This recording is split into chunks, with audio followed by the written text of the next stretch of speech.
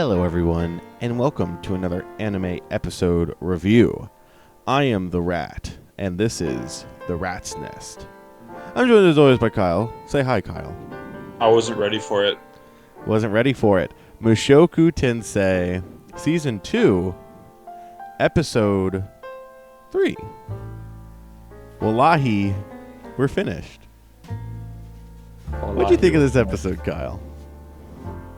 The sheer emotional roller coaster by which the series placed me on took me to many places, all within short intervals of each other. I did not expect to walk out of this episode feeling the way I did, but it certainly had a way with its presentation, and I gotta say, peak fiction. It is peak. I'm glad you've come around. I'm glad for the Mushoku Tensei fans watching. You guys, like, look. I'll say it again. If you watched our 2.5 hour long initial discussion of season 1, go check it out. By the way, one year anniversary. Go check it out. Yeah, well, this series might not be in my top 10, but after watching stuff like this and other good parts of season 1, I completely understand why you Mushoku Tensei fans love Mushoku Tensei so much. It is certainly the most series of all time, I must say. It's pretty darn good. It's pretty darn good. Shall we just hop right into it? I absolutely loved this episode.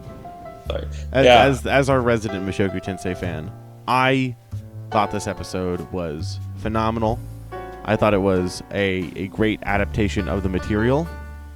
And, of course, the material itself was peak fiction. Of course. Let's get right into it then, shall we? Let's not prolong the inevitable, and let's start. So, if I recall right, at the start of this episode, we see Rudeus hanging out with Counter Arrow, and he's he's been doing more quests with them, doing more stuff with them, getting along with them, and especially Sarah. Sarah has taken a liking to Rudeus. They've been on more off-screen adventures. They developed that off-screen. I think that was fine to implement there. And she basically asks him out on a date. She was like looking for a new knife or something, and offers him to go on a date. Is there anything I'm missing? No, yeah, that's pretty much it. Right there. He's just like, I hit the high points. Yeah. Yeah. So basically, I'm narrating everything essentially up till the moment, and then we can go from there. Yeah. So they go on their date. It seems like they have a fun day. The OP plays. The second OP is good. I like the OP. It's a good OP. Well, technically, Kyle, this is the 7th opening. Which is impressive in the span of less than 30 episodes total. The series has gotten impressive. 7 OPs. That's Mushoku Tensei. How come you get 7 OPs? Because it's peak fiction, like you said, dude. It's peak fiction. So they go on their date and they go to the bar to hang out and chat. And Brandon and I were having a discussion about investing stocks in the current relationship, whether we were buying them or selling them at the current point. And I'm happy I held on to my stocks, mainly to lose them all to the next scene. Because they were in the bar talking. Kyle is like, I'm gonna buy Sarah stocks. I said, yeah, Sarah stocks are absolutely soaring right now, positively, And then I asked how old she was. Yeah, so we get to the scene where they're drinking together, and it's like, okay, nice, and Rudeus is like, oh, I might make a move, and then he's like, nope, I wanna be certain, kind of getting back into more of like, okay, yeah, he's afraid of rejection after being rejected by Eris, but then Sarah essentially makes the first move by saying, well, why can't we just go back to your place? And then they do, right? And then they get there, and we all know what happens, right? But Kyle, before anything, he's like, hey, Brandon, how old is she? I was like, huh? And he was like, I'm selling. He said, I'm selling all my stocks. I sold all my stocks. All the stocks at the perfect time. Yeah. So then they get undressed, right? Rudeus is acting up a little bit, right? He's getting a little suavemente, right? They're starting to go a little bit, and he reaches down to remove his trousers, and that's when he notices that something ain't right. And this is when Kyle looks over at me and goes, "There is no way the erectile dysfunction arc you have been joking with me for a year is actually going to happen." And I just started cackling. Yeah, because I to explain what went through my head fully, you're sitting there watching it, and it's not entertaining if something doesn't go wrong. So I was like, okay, what's going to go wrong? Is something going to happen? Is he going to be too scared? And he starts thinking to himself, something feels weird. And the synapses in my brain, as I explained to Brandon, they got untangled. The wiring was hooked up correctly again. To which the first thing I remembered upon that was there is no way this stupid joke that Brandon has perpetuated for about a year's worth of time at this point was actually real. Because he had joked about the erectile dysfunction arc, and I was like, oh, haha, it's a funny joke about what happened with Rudeus. And then it actually just happened. And my outlook on the series has changed for the better, but it has changed. You see, you don't expect it. You never. That's what I don't know if I said it last episode if we talked about it, but since then we've talked. I'm just like, Kyle, you're just not gonna expect what happens. I was like, I don't mean that in a bad way. Like you're just not gonna expect. No, I could have never anticipated this. I did not know what was gonna happen because then Rudeus basically was in the "Wallahi, I'm finished. It's so over" mindset because that happens and. She leaves and throws out the excuse of, well, I was doing it out of obligation, trying to basically like save the embarrassment because, Rudeus Jr. just wasn't packing the heat that day. So, and as I've learned, that's what he calls us. Yes, Rudeus Jr. Funny man. And so he goes to the bar to drown his sorrows when what's his name? Soldat. Soldat. I was gonna say Soldat for whatever reason. That's close enough. So yeah. So he's sitting in the bar. He's drinking away his sorrows. The bartender's like, Rudeus or whatever. I think you have one too many. And he's like, I'll tell you when I've had enough. Damn it, I need more. And so Soldat comes in.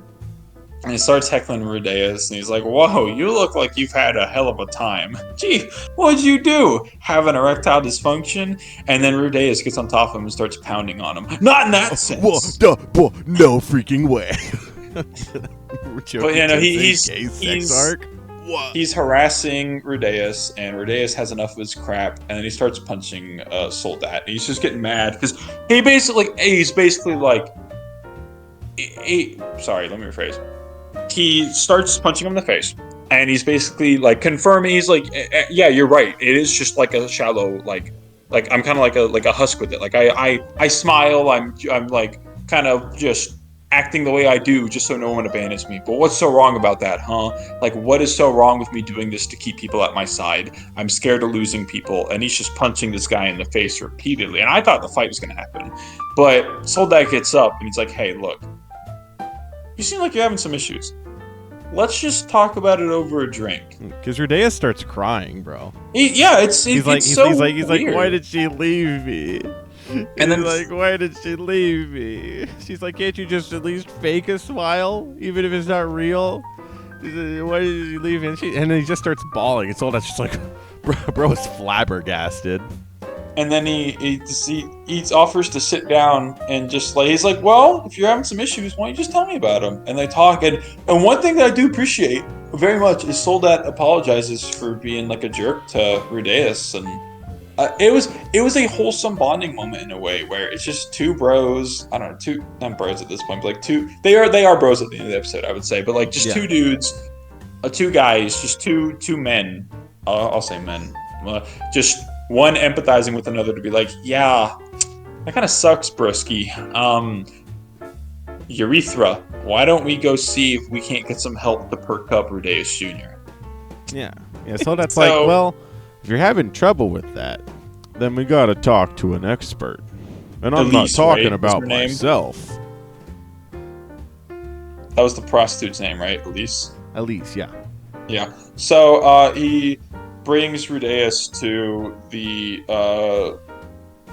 I'm literally blanking on entertainment district, possible. red light district, blanking on mid anyway. Prostitute zone. Yes, prostitute zone. The splash zone, even. Well, it's not a splash zone if Rudeus Jr. won't work. That's true. That's true. Rudeus can't splash anymore. It's devastating. So he goes to, and Elise does stuff with them, enough to try to help Rudeus Jr. Recover some of that lost mojo, if you will, and nothing's working. And so they talk about it a little more, and it's revealed, not revealed, but like, you can infer it, but Rudeus, after Eris left him, like a person that he put all of his stocks into, the stock market crashed when she left. That's true. That's a great scenario, metaphor. Yeah, he's been too afraid to put stocks into any woman's sense because he's worried that any woman, or like most people in general, right? You know, that's why he did all that with the whole thing with Soldat was he was just he was very fake. And so in this case, specifically with women, it's he's too scared to get close to women because he's scared that they'll leave him and he doesn't want to be intimate with them. It's a very fun, goofy, and I'll say immature way of handling such a very mature topic. That's at least the vibe I get. It's a fun, goofy way of portraying something serious. I mean, I guess it's goofy because you're just what anime deals with an erectile dysfunction? That's what I mean. But it's goofy in that regard. Sorry, like you said, it's serious. It's that would be traumatizing. You know, she leaves him for a reason he doesn't know why. All there's a letter that says we aren't a good match right now, or whatever the anime translation was, or we aren't compatible right now, or they had sex and she left. That And think about that, right? He was traumatized after that moment a little bit more. He kind of regressed into that previous life that he had of just sitting in isolation. And the moment he had sex with someone, she left. So that's that fear of if he has sex and is intimate with another person, that they'll leave him. And that's very sad. And I love how this portion handles it up to this point where him and Soldat just talk about it and they go out and they have some drinks afterward. Yeah, you know, they drink there with everyone, with Elise and the other prostitutes, and so one thing I want to note is that I was really happy they included it, is that Elise knows Rudeus because he helped her sister. Oh, that! It's just a little detail, we saw that was in the opening of episode 2. It was during the opening of episode 2. So we got the little. I was like, that's just nice. I was like, I really appreciate the little interconnected. You know, it's a little thing, right? But I'm like, I appreciate it. It was a interesting inclusion. I just, for such a minor character, I mean, they really went the writer and the animation team, they really went that distance with just being hey, yeah, Rudeus's nice actions come around and they have a nice outcome for him. Of course, not fully nice because Elise isn't able to get him up either. Despite trying nice in the moment, you know what I mean. And I really like how it's she's genuinely disappointed too. She's like, yeah, I'm sorry I couldn't do anything. She's not offended by it. She's just I'm sorry that you're in your Wallahi phase. Yeah, I like it, you know. And then Soldat, obviously, and all that, and they drink, and then he's afraid of women because that, like we said, that would be traumatizing. I think that it's dang, I love the erectile dysfunction arc. It's great, yeah. And then Rudeus doesn't really know what to do, and Soldat says well, there's no use in crying over milk that hasn't spilt yet, so let's just milk that can't spill. Yeah, that's what I was getting at. So they just hang out and they have some drinks and they just celebrate. Now, Brandon, do you mind if I narrate the next little portion here? Absolutely, you can. The moment of Rudeus, not being able to even fire off was really funny, but I think this next series of events, this strange set of circumstances, as Dr. Doofenshmirtz has once said, this strange set of circumstances is probably my favorite part of the episode. For many reasons. So they're walking back to the alleys and they're just talking about it, and Soldat's he's trying to gas up Rudeus a little bit. He's Rudeus, look, man, I think you should just go talk to her and try to explain the situation. He's maybe you moved a little too fast, mature. That kind of thing. Like, she was ready, but maybe you weren't, and you just need to spend some more Oh, time on no. it. Sorry. How he explains it is like he's explaining it like a labyrinth. I remember this, like a labyrinth where you don't shoot straight through the labyrinth all at once. This was a weird way to, like, it was a weird analogy, but it worked. Where he said, like, when you're in a labyrinth, right, there's multiple layers to this. You take it one layer at a time, and you don't rush it. If you rush it, you get hurt. You got to go at it at a careful pace. And he's like trying to, like, he's like, do you understand, Rudeus? Do you understand? Because Rudeus is sloshed right now. He's like, do you understand do you understand what I'm trying to tell you? Like, you need to go fix this. And then Rudeus is like, I don't want to do it. I don't want to fix it with Sarah. And he's like, what do you mean? And he's like, yeah, Sarah's like, I just don't care about Sarah. Sarah's just like dumb and I hate her. And she is the body of a child and she's not ready to handle beats all me. the pedophile allegations. This is great. It's a great day to be a So Mushoku Tensei Rudeus is just standing there mouthing off, and Soldat's like, Rudeus, buddy, please stop. And he's like, no, let me cook. And he's just going on, shitting on Sarah. Where he's like, oh, her. She, fuck that kid. But not literally. He's like, out of an obligation. I was just out of an obligation. Doesn't even love me. And Soldat's like, Rudeus, please, buddy. And he still keeps going. And then finally, Rudeus is like, Soldat, what are you looking at, Soldat? And he turns around upon seeing that Soldat's staring at something with like a confused look on his face. And he turns around, and there is Sarah across the street who heard literally everything. And she hears that. And then she's like, I hate you, Rudeus. I never want to see you again. Throws the knife that he purchased for her at him. The other person, Sarah's friend, I forget her name. Suzanne. What's her name? Suzanne says, that was a bad move, Rudeus. That was that crossed the line, Rudeus, or something. Yeah, that crossed the line. And within 0.5 milliseconds, Rudeus's brain decides the most logical conclusion is to grab the knife and try to kill himself. Yeah, so Sarah goes up, slaps him, says, never show yourself to me again. Throws a knife at his feet, runs off. Suzanne's like, that was way across the line. Oh my god. Walks off too. Rudeus collapses, looks at the knife, holds it up, and is like, was it you that in this moment said, Wallahi, I'm finished? Which one of us was it? And yeah, he just tried to kill himself. Like, if it's Soldat, I was like, yo. I was like, no. He kicks her. He like slaps her, kicks the knife away. Yeah, and like this is a really serious moment, right? It's really sad. Like Rudeus is this low again, but we couldn't stop laughing because it's stupid. Wallahi, I'm finished. No matter who said it first, both of us were thinking it. That's what's most important. That's so true. And so, yeah.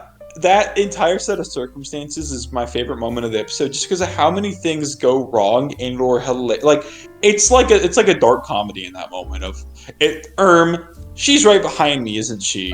And he turns around and it has like the stone sound effect, the bruh noise, like just everything that you could throw in there just goes horribly wrong for him. And his most logical conclusion is, Wallahi, I'm finished, and tries to stab himself, and Mista is like, hey, stop that, no, we're not gonna kill ourselves over a girl, we're not gonna kill ourselves for that. He's like, why are you stopping me? What's there left to live for? Bro, I feel you. And then Soldat talks to him, because Rudeus is like, why do you even care? You hate me. And he's like, correction, I used to hate you. And this is a moment that I genuinely really enjoy from a character, because I thought Soldat would have just been like not like a minor character, but I didn't expect him to become a bro, because he says, I hated you at first, and this is my interpretation, this isn't exact wording, you could explain it better if you want, but my interpretation, what he said is that I hated you at first because you were such a fake person. Everything about you was so fake and it irritated me. But when I finally got to meet the real Rudeus, I became to like, not respect, but I became interested in that person and, wanted to help that person. I didn't care for the fake charade you were putting on, but now that the illusion is gone and you're being honest with me, like I like you now. And that's a great moment for me. Yeah. Because then I really like Rudeus's little thing where he was like, maybe I had the wrong idea about Soldat too, I had my first impression of him. But I was like, maybe he's a really nice guy, Yeah, they both realized that they had. Well, he externally says it, and Rudeus internally thinks it, but they both basically show that they had. Not that. Well, here's the thing: Soldat didn't have an incorrect interpretation. He just because he knew who Rudeus was. He just hated how he was putting on a show, and Rudeus hated him because of that. But then through this very unique bonding experience, they were both able to see how each other wasn't as bad of a person. And Soldat says, like, hey, look, things are bad right now. Sarah stocks, Suzanne stocks, Counter Arrow stocks are in the toilet right now. -3 billion credit score. You should come with us. And he offers Rudeus to come with, even though he hated Rudeus for such a long time, over the course of one night through this odd experience, was willing to invite him to join him in his little squad. That says a lot about Soldat as a person. Where I was kind of right on the first time, where Soldat wasn't a villain. He was kind of a dick at first, but now that we got to see more of the real Soldat, I've come to really appreciate Soldat as a character more. No, I love Soldat. He's a great guy. Yeah.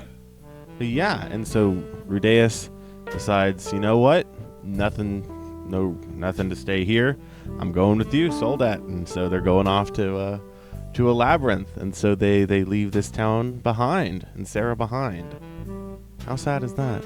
And then, wasn't there something at the end of the episode? There was, in fact, a post-credit scene. Oh, I remember. Blorko walked out of the portal and said, "It's me, Blorko." You know. Who's the elf girl's name? The one with like the drill hair. Ellen Elise. She got information just from like some random people in like a bar or something, or like a building. She was looking for Rudeus, and overheard them talking about the rumor of Quagmire Rudeus, and said, if you tell me more, I'll sleep with you both. And then they tell her, and she's like, ha, score, and then she helps them score. That's so true. Yeah, so Ellen Elise is in this arc. Wow, what do you think? I assume you probably don't have extremely strong thoughts on that, but just first impressions, here she is. I have an adult woman fetish, so that's true. That's true. But joking aside, not that I'm joking about that. Hey, wallahi, I'm finished. that if nothing else about this erectile dysfunction massacre, absolute tragedy, could be described with the wording of wallahi, I'm finished. I'm excited to see more of Ellen Elise. That's it, right? Ellen Elise? Yep, that's her name. I'm excited to see more of this character. I mean, I know she was funny in season 1 with Roxy, where Roxy would just come inside, and then other people would be, coming inside in that way. Yeah, I get it. Yeah. Yeah. Innuendo, go burr. But yeah. I'm excited to see more of her, but the episode as a whole,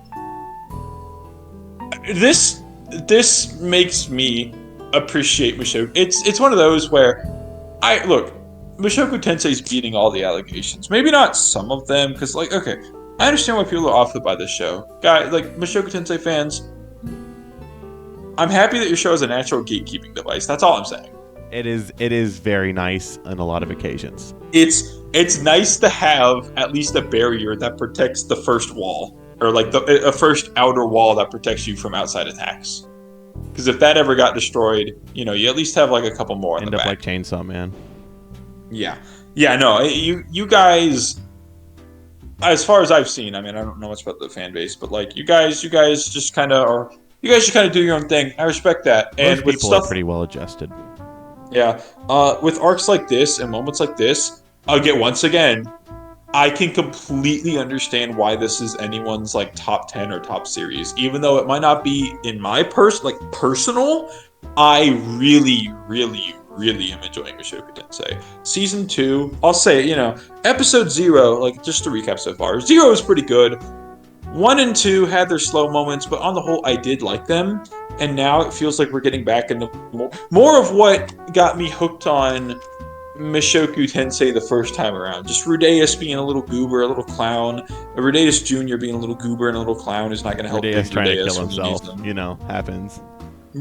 Rude. How many times has he tried to kill himself throughout the series Once. up to this point? This is the only time. I thought he was going to do it before. For whatever Am I reason. remembering correctly? I don't know. Fraud allegations. I am a fraud. I'm a fake fan. Mushoku Tensei fans out there, gang up on him and post in the comments I'm going when to Rudeus tried to lose kill himself my beforehand. great supporters. My great supporters that comment on all my Mushoku Tensei videos. Thank you all very much.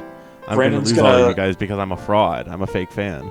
I want to see more comments from you guys. Look, if you guys are watching up to this point, I'll say it. Like, comment, and subscribe because you guys don't want to miss more talk about the erectile dysfunction arc. That's true, assuming that's true. it goes from here, like, I want you guys to hear us talk about this, and I want to see comments engaging with us because I think it'd be very fun to hear you guys' thoughts too. But no, on the whole, this episode was very good, and it reinvigorated my passion for the series with like, I guess that's a good word for it. Like the series had a lot that stuck out to me, and just kind of like the goofy way in which it handled very serious topics is one of those ways, and this just feels like that coming back again. Rudeus he's off his sad boy arc, and now he's certainly on another arc to say the least. That's so true. So yeah, so going forward, Kyle, kind of what are your expectations now? I think Rudeus at some point is going to beat the allegations. Some point, the erectile dysfunction allegations are going to be beaten by him. It might not be for a while. It might take a minute. He's got to go to school. Yeah, I'm take an episode or two. Yeah, it's gonna take him a bit to get over this dangerously small hurdle. Haha, hee hee. But yeah, so true. I believe that he's going to beat the allegations, and I'm very excited to see how this arc, because the next episode title, it was called like The Invitation or something. Yeah, Letter of Invitation, I think. Letter of Invitation, yeah. This is going to be the transition to the Magic School, I believe. You don't have to confirm or deny anything. I mean, it's called Letter of Invitation. I know there's a school arc. I feel like Rudeus is going to receive a Letter of Invitation to go there. And no way. I cannot wait. Rudeus is a very compelling character so far. I mean, most other characters, right? Think of like what most other characters have to put up with in the series, like with the dramas. Even if not like physical hurdles, like the mental and emotional hurdles. What other characters can you say have to put up with an erectile dysfunction arc? Exactly. Goku has never beaten erectile dysfunction. I mean, he would just like punch it, and then he would be stronger than his own dysfunction. But anyway, that's stronger than the concept of erectile dysfunction. He's stronger than the fucking day of Sunday in a week. But that's another plate of cookies for another glass of milk. For another glass of. What were you gonna say? I was just finished what I was saying. That's another plate of cookies for another glass of milk. All in all, love this episode. If I had to say, definitely one of my like top Mushoku Tensei episodes so far. It's a very good episode. It was a really good episode. Well, yeah. Well, if you're this far in the video, obviously there's something you liked.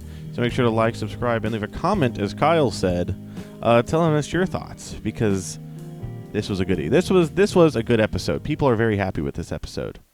I am happy people are happy. Community. People are very happy with it. Well, thank you all for watching. We certainly hope you all enjoyed, and we will see you next time. Bye-bye. Bye.